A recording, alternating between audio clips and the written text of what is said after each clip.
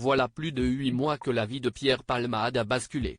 Dans une interview accordée aux Parisiens le 26 septembre, le comédien a abordé sans détour les conséquences de l'accident qu'il a provoqué sur les routes de Seine-et-Marne le 10 février dernier, ainsi que son combat contre la toxicomanie. Je me rends compte que, la thérapie, est nécessaire parce que j'étais tombé très profond dans la drogue, dans la toxicomanie lourde, a confié l'ancien partenaire de scène de Michel Larocque. Dans cet entretien à cœur ouvert, Pierre Palmade a également évoqué ses difficultés à combattre l'addiction. Si je suis dans un contexte particulier favorable à la consommation, cela peut être très dur de résister. Voilà pourquoi il évite, en général, les bars et les établissements de nuit. Malgré une thérapie antidrogue suivie à Bordeaux, Pierre Palmade a révélé qu'il avait rechuté en consommant des produits illicites lors d'une soirée en juin dernier.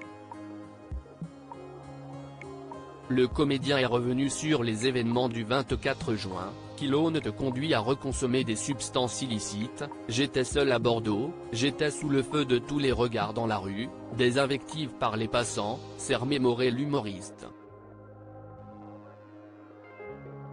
En rentrant des narcotiques anonymes, je suis passé devant un bar gay, j'ai voulu y trouver du réconfort, des sourires, je suis entré. Les gens étaient gentils avec moi, je ne pensais qu'à me changer les idées, je me suis laissé entraîner dans une discothèque gay. C'est à ce moment-là qu'il a fait face à une situation de craving, un désir irrépressible de consommer de la drogue, qui l'a poussé à reprendre de la 3-MMC, un type de drogue de synthèse. Supérieur à Pierre Palmade, Muriel Robin, Michel Larocque, Véronique Sanson.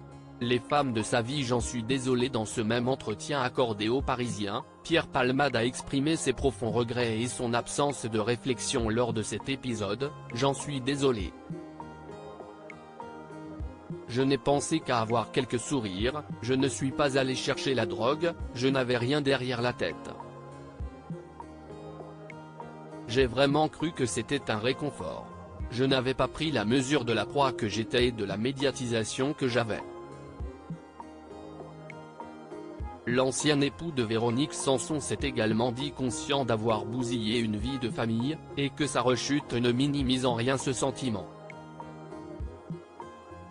Il explique aussi que c'est là tout le problème de l'addiction, qui fait que les gestes sont souvent plus forts que la raison.